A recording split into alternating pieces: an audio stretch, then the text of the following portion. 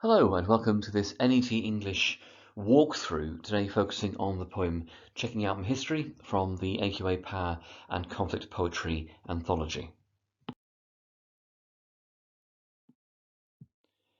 Now we'll start with a quick read through of the poem. So, checking out my history.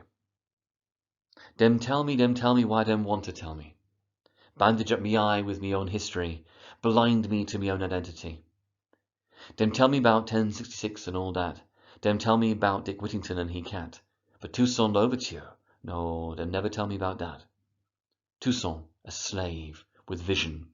Lick back Napoleon, battalion, and first Black Republic born. Toussaint de Torn in the French. Toussaint the beacon of the Haitian Revolution. Then tell me about the man who discovered a balloon, and the cow who jumped over the moon. Them tell me about the dish run away with the spoon, but them never tell me about Nanny the Maroon.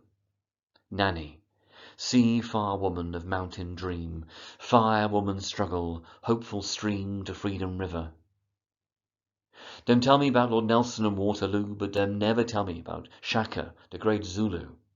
Them tell me about Columbus in 1492, but what happened to the Caribs and the Arawaks too? Then tell me about Florence Nightingale and Sheila Lamp, and how Robin Hood used to camp.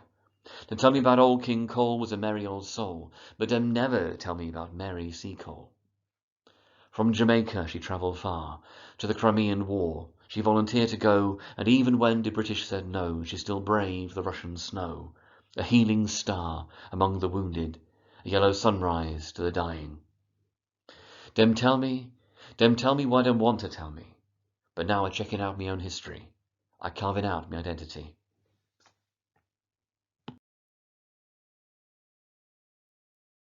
So John Agard was born in 1949, and he's a playwright, he's a poet, and he's an author.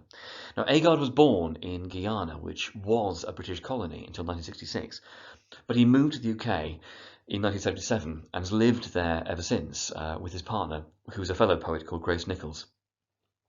Now, Agard has a lifelong fascination with language. Although he writes most commonly in standard English, Agard also likes to construct authentic voices using phonetic spelling to represent accent and dialect. Although he writes prolifically on a wide range of topics, he's particularly known for focusing on racial and cultural issues, and also for his humorous exploration and presentation of voices and perspectives.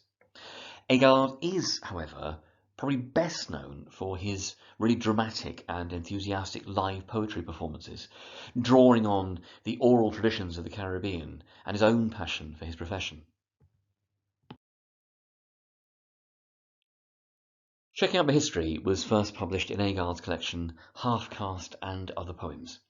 It draws on Agard's own childhood experiences of a British imposed education, but it also seems to have been inspired by a school textbook Agard read, which claimed that West Indian history, as in the history of the West Indies, began with Columbus, who was the first European to have set foot on the islands.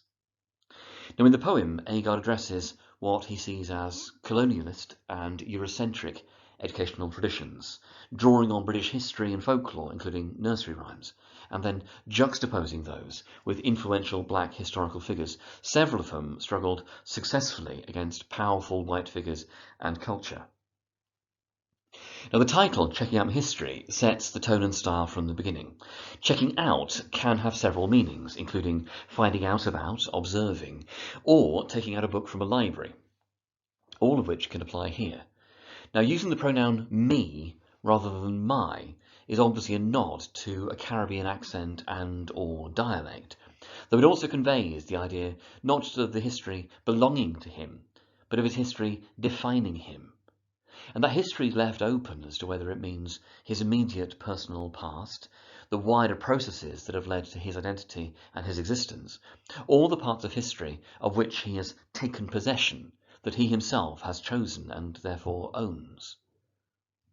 The poem is narrated from a first-person perspective that shifts between a colloquial, phonetically written Caribbean voice in stanzas that describe the imposed culture, and a more reflective, more formal voice when describing the examples of black culture and history that Agard has chosen. The use of the phonetic spelling and the Caribbean voice link to the assertion of an independent, equally valid and potentially self-constructed voice in terms of both a set of ideas, identifiers and perspectives, and a literal way of communicating. The first stanza begins with the repeated comment that "dem tell me, dem tell me." It's unclear who "dem," they, are, but the sense of anonymous, wider power figures fits within the poem. Are "dem" the teachers? Is it the politicians? Perhaps it's all of them.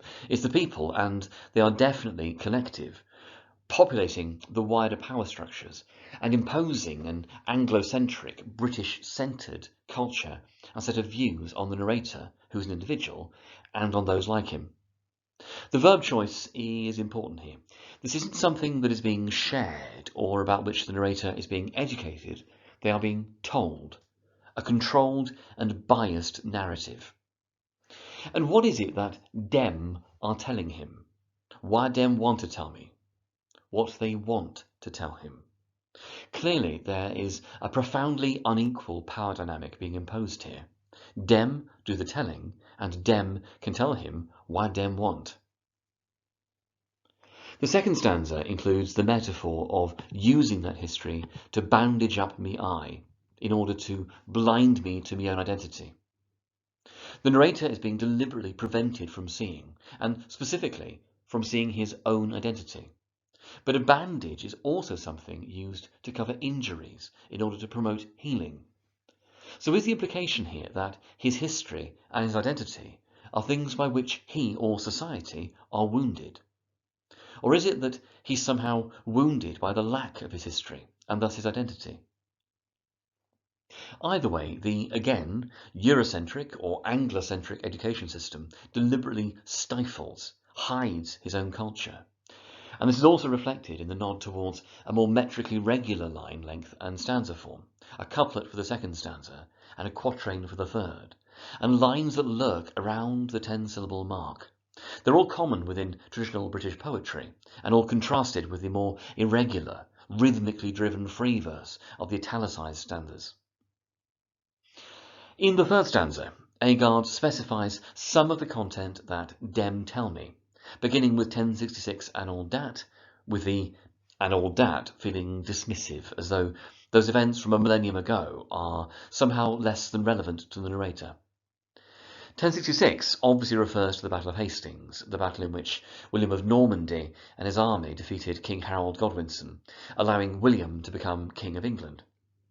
It's real history, however distant and irrelevant it may seem to the narrator, unlike the semi-fictionalized story of Dick Whittington and He Cat.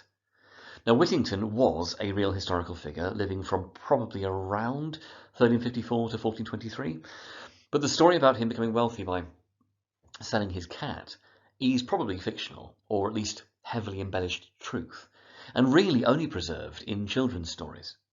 Either way, this, again, seems to have very little relevance to Agard's narrator. In contrast, the narrator offers the example of Toussaint Louverture, about whom "dem never tell me," set up in the third stanza to emphasize the contrast, and then fully explained in the fourth stanza. Now, this fourth stanza shows a very clear shift in terms of both content and style, emphasized by the italics used. The voice seems to shift to simple, clear, and more formally phrased statements, with the names in particular, I think, placed on lines that make them seem significant rather than part of the throwaway dismissiveness of 1066 and all dat, or Dick Whittington and He Cat. Agard also includes more evocative and resonant symbols in these italicized stanzas, with Toussaint described as a thorn to the French and a beacon of the Haitian Revolution. The majority of the details about Toussaint are included in the stanza about him. He was born a slave in what is now known as Haiti, and he rose to become a free man and a general. Interestingly, for much of his adult life, he was a slave owner, although he later became an active and very, very committed anti-slavery leader. At various points, Toussaint fought both for and against the Spanish, for and against the French, and for and against British armies on the island, with his actions and his shifting allegiances eventually contributing significantly to the independence of the island that was achieved from the European powers that had previously controlled it. Now, Toussaint's significance seems to lie in the success of his struggles both personally, rising from a slave to a free man to a leader, and politically, fighting against the European powers and politically manoeuvring on behalf of his followers. An implication seems to be that his omission from a British curriculum is based partially, perhaps even predominantly, on the fact that he undermines the narrative of British power and control, on the risk that he would pose in perhaps empowering the black population. Toussaint was, of course, a French-speaking Haitian who identified as French, which calls into question, perhaps, his relevance to an educational system from a British point of view. I mean, essentially, this black Haitian Frenchman, what's that got to do with us? The point, of course, is that for someone from a Caribbean heritage's perspective, that's the same question that applies to 1066, to Dick Whittington and He Cat. The images used for Toussaint are worth unpacking a bit. He's linked to the first Black Republic being born, an image of growth and fertility, something that looks to a future. Toussaint is also de thorn to de French, something natural and organic, something defensive.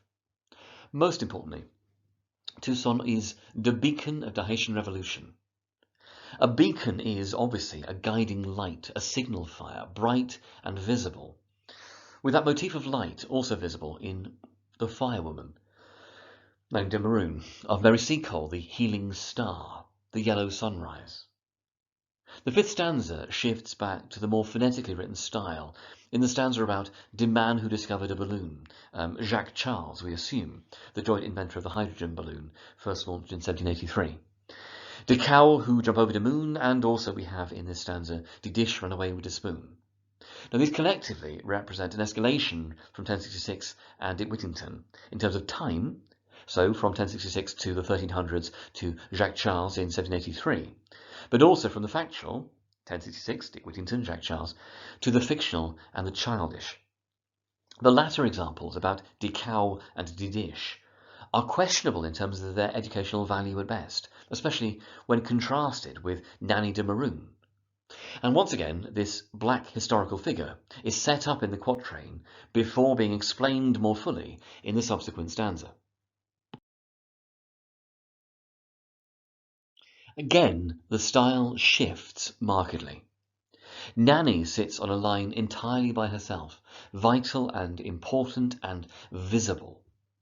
Historically, Nanny de Maroon, also known as Queen Nanny or Nanny of the Maroons, was a leader of the Maroons. And the Maroons were communities of escaped and ex-slaves and their descendants who established themselves in the interior of Jamaica between the 15th and 19th centuries.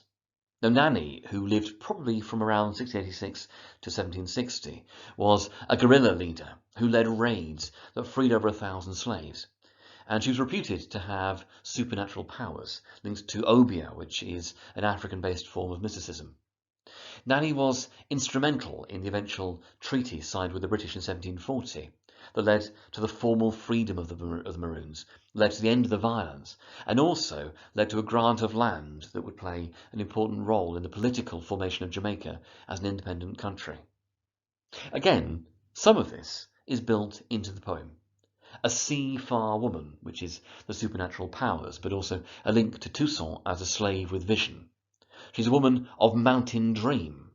The Maroon communities, of course, living in the mountainous regions of the island. She's a firewoman, an inspirational leader who helped to ignite the wider conflict, with light again linking Nanny and Toussaint.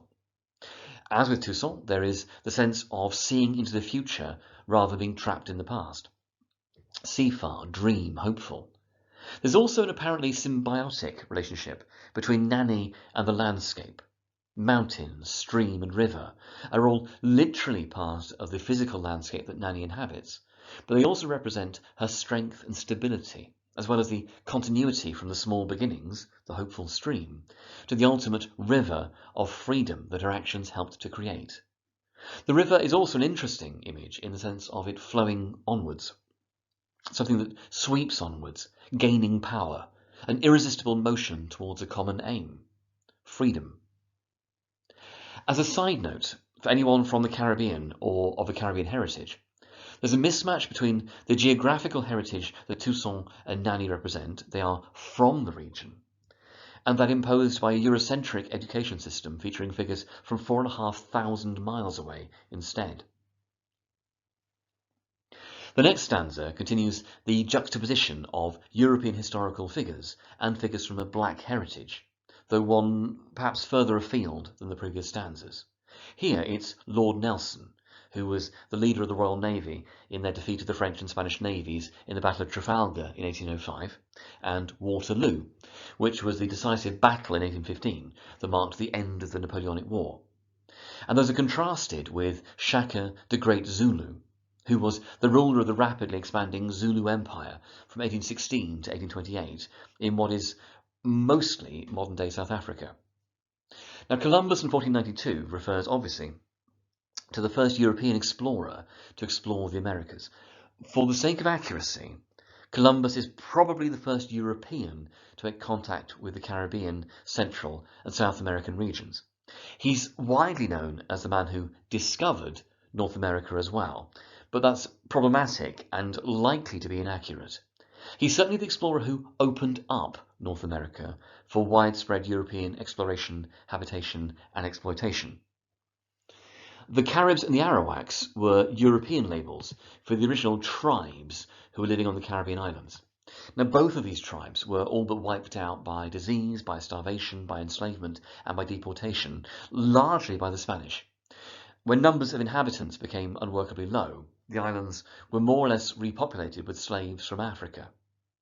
It's noticeable that in the majority of records, Columbus is lauded for his bravery for his discovery, but little or no mention is made of his impact on the indigenous tribes.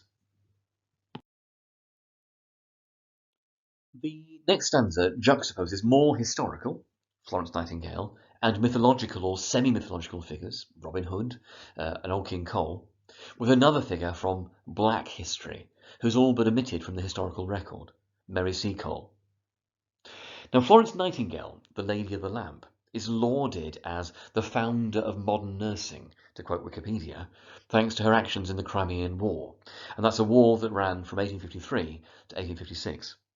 Mary Seacole, in contrast, was refused permission to travel to the Crimean War as a nurse, despite several applications and demonstrable experience, including understanding of Caribbean herbalist traditions, which she inherited from her mother. Instead, Seacole travelled to Crimea herself. She set up a business and she spent the war catering for soldiers, while also spending free time providing food and medical care to the needy at her own expense. Now again, Agard gives us many of those details. Seacole travelled from Jamaica to the Crimean War. She volunteered to go. The British said no, but she still braved the Russian snow. She was a healing star and a yellow sunrise, and those continue that motif of light already established with Toussaint and with Nanny, with the same connotations of positivity and guidance, as well as the sense of new beginnings. Yellow is perhaps a reference to Seacole's own description of herself in her autobiography as a motherly yellow woman. Now, Seacole classed herself as Creole in terms of her racial mix, and that's in a section questioning whether racism had played a part in the refusal of the British authorities to sanction her participation. It is, again, noticeable that Seacole is someone, as with Toussaint, Nanny, and with Shaka, that resisted or rebelled against white authority figures, as well as being someone linked to life, living, growth, and the future. It may even be that there's a link to be made between Seacole's healing and the bandage and blind in the second stanza. The final stanza draws the whole poem together, I think. Agard returns to that assertion that dem tell me why dem want to tell me. But then he contrasts this with the confident assertion that he is checking out my own history, as with the title of the poem, the empowered individual, I, contrasted with the anonymous and oppressive dem. Now, this is ultimately what has been happening during the poem, checking out not simply history that applies to Agar's narrator, but his own history, a sense of possessiveness, of choice, of control, of agency, something he's doing himself and for himself. After all, the black historical figures from in the poem, they're varied. None are from Guyana. Toussaint, Nanny and Mary Seacole come from the Caribbean, although Toussaint classed himself as French and Seacole classed herself as British. And Shaka Zulu was Zulu, living and dying in Africa. What connects them is being black, is facing oppression, is facing opposition from white European authority figures, and being all but omitted from the official record, and being chosen by Agar's narrator, Agar himself potentially, to be part of the history, the identity that he's constructing. The final image in the poem, however, isn't of choosing, but of carving out the identity. Carving, obviously, as a verb, suggests finding space and time, carving out, but also making, shaping. This is a history and thus an identity that is being consciously crafted as an active and involved process. Ultimately, this is something that the narrator is now doing for himself, rather than simply accepting what's been imposed on him. This is his history and his identity, and he is owning it. To turn again to comparisons and connections with poems from the AQA Anthology. Now, the focus on identity and experience links to poems such as Tissue, The Emigre could work, or Kamikaze. Now, especially with that last one, Kamikaze, and with The Emigre, the two connect the idea of being shaped by childhood experiences in a quite useful way. The strength of the personal voice and of the choices made makes comparisons to Remains, to War Photographer, or even Bayonet Charge possible. It's also possible to make connections from the point of view of the past and memory with poems such as, say, Ozymandias or Maillard's Duchess. Now, that's particularly in terms of the idea of the past as an artifact or an object, which would, again, link in Tissue. Thank you very much for listening. Hopefully that's been useful. If you do have any further needs in terms of the poetry, don't forget that there's hundreds of videos on the Net English YouTube channel, which is www.youtube.com/netenglish1. Or you can access, of course, the Academy website podcasts that are available through the drop-down menu. Thank you very much for your time. Be well.